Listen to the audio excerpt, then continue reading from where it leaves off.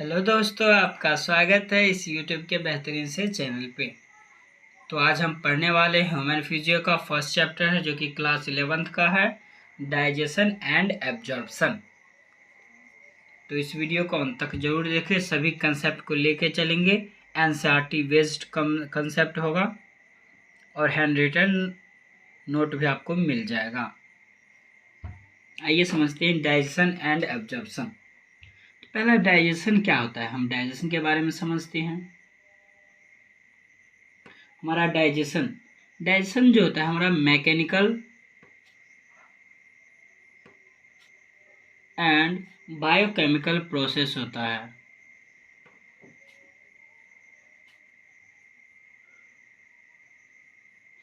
तो mechanical means क्या हुआ, मैकेनिक का काम करेगा। बायोकेमिकल इसमें केमिकल का काम होगा। तो देखो मैकेनिकल में क्या आ जाएगा, mastication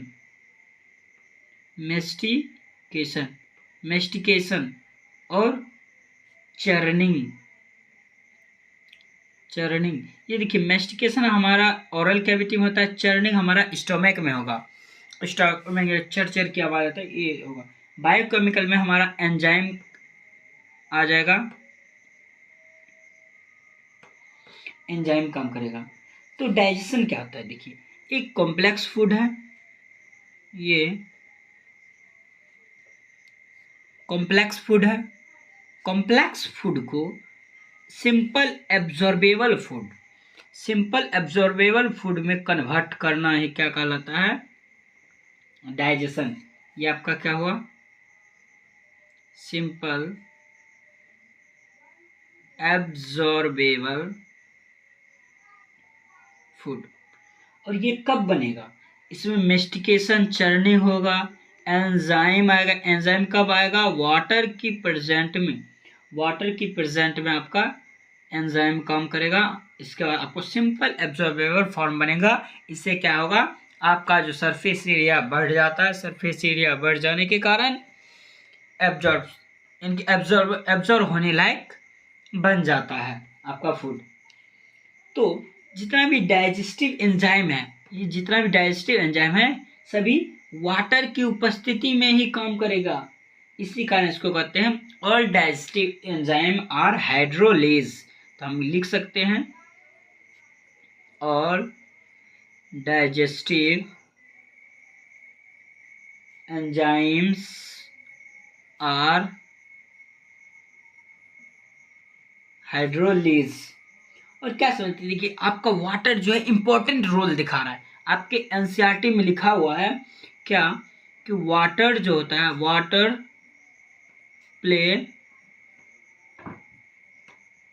important role in metabolic process. आपके मेटाबॉलिक प्रोसेस में वाटर जो होगा इंपॉर्टेंट रोल निभाएगा। आगे देखिए डाइजेस्टिव सिस्टम समझते हैं क्या होता है। द डाइजेस्टिव सिस्टम में हमारे पास क्या क्या आएगा, डाइजेस्टिव सिस्टम में हमारे पास एसोसिएटेड ग्लैंड आता है और एलिमेंट्री कैनाल आता है। Associated gland and alimentary canal हमारा डाइजेस्टिव सिस्टम हो गया। डाइजेस्टिव सिस्टम में क्या क्या इंक्लूड होगा, एसोसिएटेड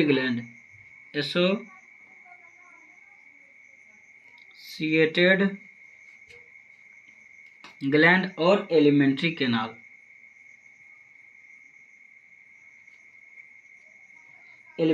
एसोसिएटेड ग्लैंड में हमारे पास क्या क्या आएगा, पहला तो जो आपके ओरल कैविटी में होता है जिसको क्या कहते हैं, सैलिवरी ग्लैंड्स होता है। उसके बाद गैस्ट्रिक ग्लैंड आएगा, और आपके पास पैंक्रियाज आएगा, लीवर आएगा और इंटेस्टिनल ग्लैंड आएगा। एलिमेंट्री कैनाल में आपको पास क्या आएगा, एलिमेंट्री कैनाल पहले समझिए एलिमेंट्री स्टार्ट कहाँ से होता है, आपका माउथ से लेके आपका जो ये माउथ टू एनस है, एनस यहाँ तक आपका एलिमेंट्री कैनाल होता है, जो कि लगभग 6 से 9 मीटर का होता है। और एलिमेंट्री कैनाल में आपका आ जाएगा पहला फोरगट, मिडगट और थर्ड नंबर आ जाएगा हिंडगट। अगर इसका ओरिजिन की अगर बात किया जाए तो ये आपका हो गया एक्टोडर्मल, ये हो गया एंडोडर्मल, ये हो गया एक्टोडर्मल। तो ये क्या हो जाएगा एक्टोडर्मल इन ओरिजिन, ये हो गया एंडोडर्मल इन ओरिजिन, और ये आपका हो गया एक्टोडर्मल इन ओरिजिन। तो ये आपका हो गया एसोसिएटेड ग्लैंड। तो डाइजेस्टिव सिस्टम आपने क्या देखा, एसोसिएटेड ग्लैंड और एलिमेंट्री ग्लैंड। एसोसिएटेड ग्लैंड में आपका salivary gland, gastric gland, pancreas, liver और इंटेस्टिनल ग्लैंड आता है। आपका एलिमेंट्री ग्लैंड माउथ से एनस तक जाएगा जो कि 6 से 9 मीटर का होता है। उसमें फोरगट आएगा, मिडगट आएगा और हिंडगट आएगा। फोरगट का एक्टोडर्मल इन ओरिजिन, मिडगट का एंडोडर्मल इन ओरिजिन, हिंडगट का एक्टोडर्मल इन ओरिजिन। समझिए। आइए आज पढ़ते हैं बक्कल कैविटी। बक्कल कैविटी इसका दूसरा नाम है ओरल कैविटी। बक्कल या ओरल कैविटी। बक्कल या ओरल कैविटी किसको होता है, आपके बीच जो माउथ होता है, माउथ के बीच जो स्पेस रहता है, माउथ के बीच आपके पास जो स्पेस होगा उसको क्या बोलेंगे, बक्कल कैविटी या ओरल कैविटी। देखिए आपके पास स्पेस इन साइड माउथ, आपके माउथ में जो होगा स्पेस होता है उसको क्या कहते हैं, बक्कल कैविटी। उसको क्या बोलेंगे, बक्कल कैविटी। इसको क्या कहते हैं, बक्कल कैविटी। समझ गए। बक्कल कैविटी किसको कहते हैं, आपके माउथ में जो स्पेस होगा उसको क्या बोलेंगे, बक्कल कैविटी। चलिए कुछ आपके पास फिगर देते हैं, फिगर से कुछ समझते हैं। देखिए का नोज हो गया, यहाँ से इस प्रकार मेरे साथ ड्रॉ करते जाइए, फिगर भी अच्छा बन जाएगा फिगर।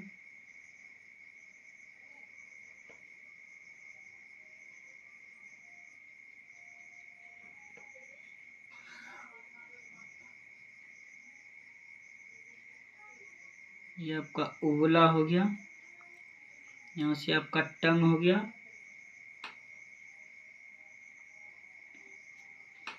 और देखिए यहाँ पे ये आपका टीथ हो गया, यहाँ पे ये आपका हार्ड पैलेट, फिर soft palate, hard palate, soft palate. ये सॉफ्ट पैलेट का मॉडिफिकेशन होता है ये उवला, इसको कहते हैं हम उवला।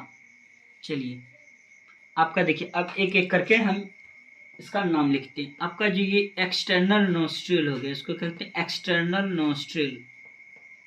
एक्सटर्नल नोस्ट्रिल, एक्सटर्नल नोस्ट्रिल मतलब बाहरी नासा छिद्र, ठीक है। और ये आपका नेजल चैम्बर, नेजल, ये आपका नेजल चैम्बर हो गया। और ये जो है इंटरनल नोस्ट्रिल, इंटरनल नोस्ट्रिल, ठीक है। आपका जो यहाँ जो ये क्या है, आपका टीथ है, टीथ है। ये आपका क्या है, टंग है, टंग हो गया। यहाँ पे हार्ड पैलेट है, सॉफ्ट पैलेट। ये आपका क्या है, यूवुला। ये आपका क्या है, यूवुला। इसको क्या कहते हैं, यूवुला। देखिए फिगर अच्छा से देखिए, कुछ समझ में आएगा। ये आपका यूवुला है, जो कि भोजन जब हम यहाँ से देखिए, यहाँ से हवा आएगा, इसको प्रिवेंट करेगा कि इसके अंदर भोजन ना जाए।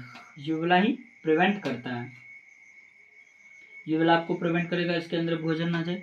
कि यहाँ पे एक फ्लैप होता है, इसे कहते हैं इपिग्लोटिस। ये आपका फेरिंग्स हो गया, फेरिंग्स, इसको कहते हैं इपिग्लोटिस, इपिग्लोटिस, ठीक है। देखिए यहाँ ये फूड पाइप है, ये फूड पाइप है, जिसको ओसोफेगस कह रहे हैं। और इसके ओपनिंग को कहते हैं गलेट। इसका ओपनिंग को क्या कहते हैं, गलेट, जो कि पोस्टीरियर साइड होता है। और इसके ओपनिंग को कहते हैं, इसे ट्रेकिया है, ट्रेकिया के ओपनिंग को क्या कहते हैं, ग्लोटिस। ट्रेका को ओपनिंग को क्या कहते हैं? ग्लोटिस कहते हैं। और ये आपका ये साउंड बॉक्स है, साउंड बॉक्स जिसको लेरिंग्स कहते हैं। ठीक है, हमने ये समझ लिया। और ये आपका ओसोफेगस को कह सकते हैं। ओसोफेगस इससे केवल फूट जाएगा।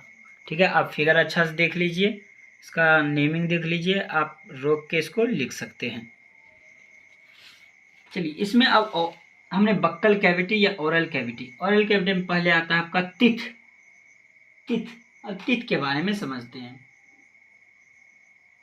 ह्यूमन टीथ, ह्यूमन टीथ के बारे में समझते हैं। हमारे पास जो टीथ है, देखिए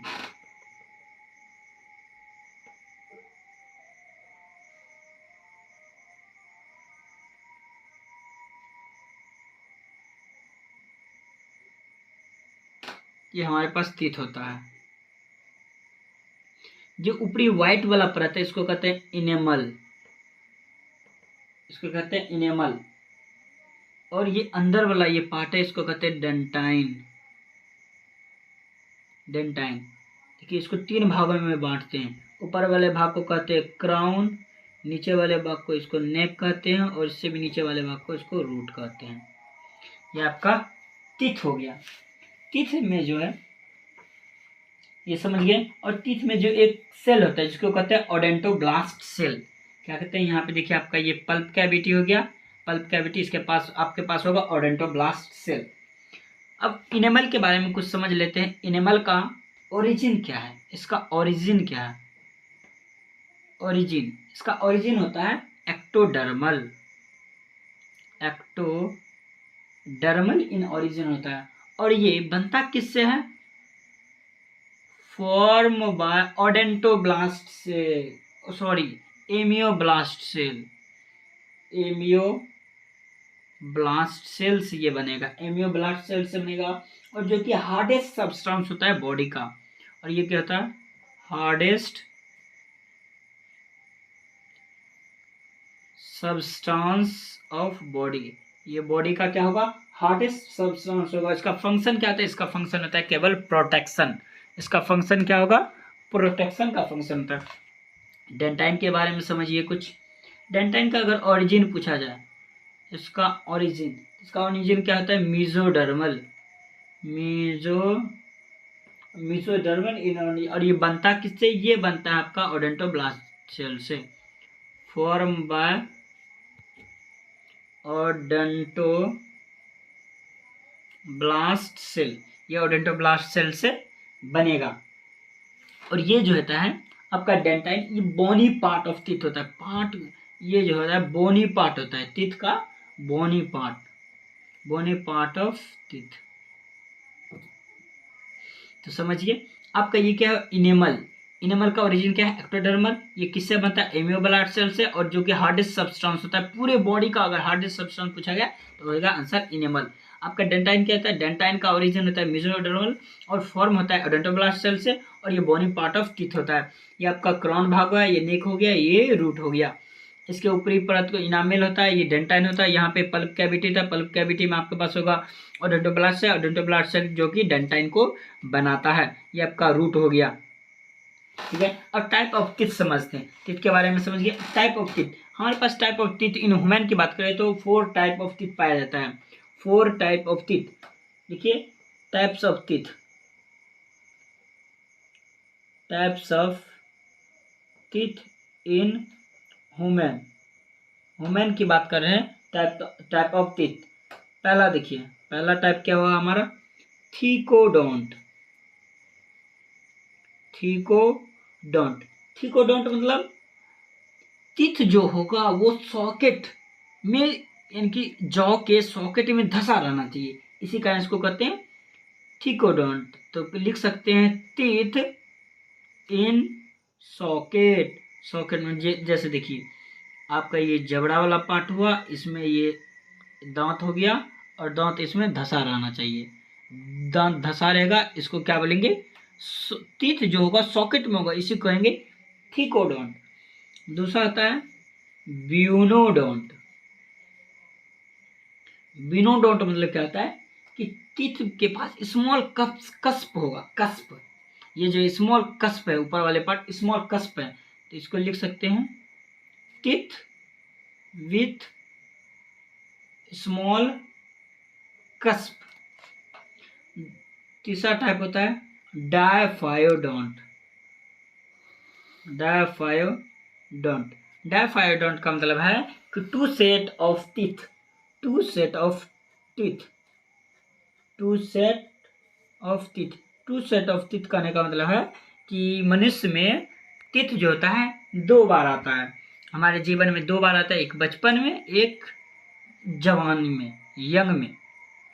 पहला जो होता है उसको प्राइमरी टीथ कहते हैं, उसके बाद प्राइमरी टीथ के टूट जाने के बाद जो होता है उसको परमानेंट टीथ। फुल डिटेल में चलेंगे आगे। चौथा आपका हो गया हेटेरोडोंट। हेटेरोडोंट, हेटेरोडोंट किसे कहते हैं कि डिफरेंट टाइप ऑफ टीथ पाया जाएगा हमारे पास, डिफरेंट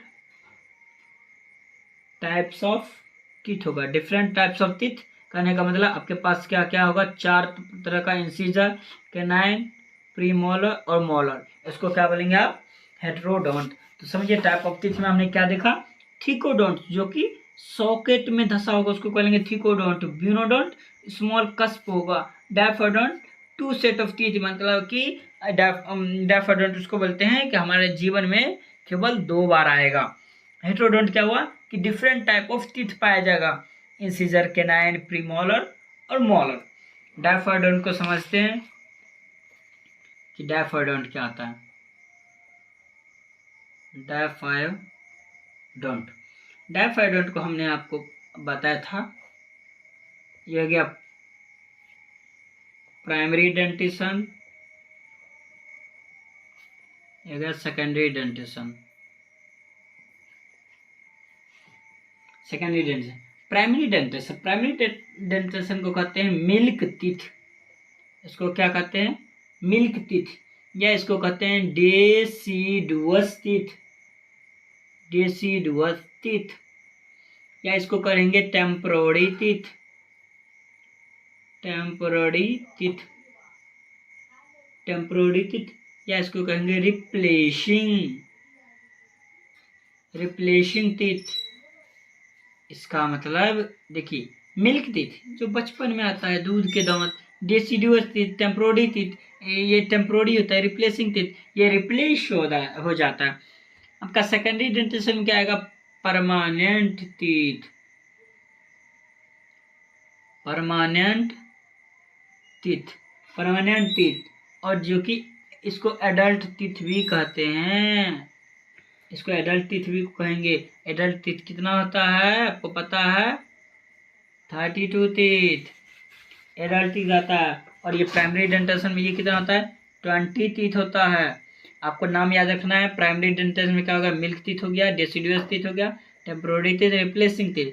आपका सेकेंडरी डेंटिशन क्या आएगा, परमानेंट टीथ, एडल्ट टीथ। यहाँ पे बात करें तो टाइप ऑफ टीथ की, तो जो इंसीजर, कैनाइन, प्रीमोलर और मोलर आता है, लेकिन बच्चों में प्राइमरी डेंटिशन में प्रीमोलर नहीं पाया जाता है, प्रीमोलर नहीं होगा, और एडल्ट में प्रीमोलर होता है। इसमें 20 टीथ पाया जाता है, ठीक है। और इसमें एब्सेंट, और ये थर्ड मोलर एब्सेंट होगा। अगर एब्सेंट की बात करें, absent teeth in primary dentition, तो आपके पास क्या होगा, एक प्रीमोलर होगा और थर्ड मोलर, जिसको विजडम टीथ कहते हैं। प्रीमोलर की संख्या पूछा गया, प्रीमोलर की संख्या 8 होता है, थर्ड मोलर चारों साइड में होगा, चारों जाओ में, तो 4 हो जाएगा। ये 12 टीथ ऐसा है जो कि जीवन में एक बार आता है, यानी परमानेंट टीथ के समय ये आता है, इसको कहते हैं मोनोफायोडोंट, मोनोफायोडोंट। अगर मोनोफायोडोंट की संख्या पूछा गया तो कितना आ जाएगा, 12। अगर मिल्क टीथ की संख्या पूछा गया तो कितना आएगा, 20। अगर सेकेंडरी डेंटिशन या परमानेंट टीथ की संख्या पूछाएगा 32 आ जाएगा। 32 कैसे आएगा, देखिए आपका जो पहला हो गया 20 टीथ वो था, और ये आपके पास 12 टीथ बाद में आएगा, 12 टीथ बाद में आएगा। आपका यहाँ तक आप समझ गए होंगे। आगे समझते हैं। किस समझ गए। उसके बाद आता है हेटेरोडोंट। क्या होता है हेटेरोडोंट। यहाँ पे हमने जो पढ़ा था हेटेरोडोंट 4th नंबर में। चलिए 4th नंबर आपका क्या था हेटेरोडोंट। हेटेरोडोंट को समझते हैं। हेटेरोडोंट मीन्स होता है डिफरेंट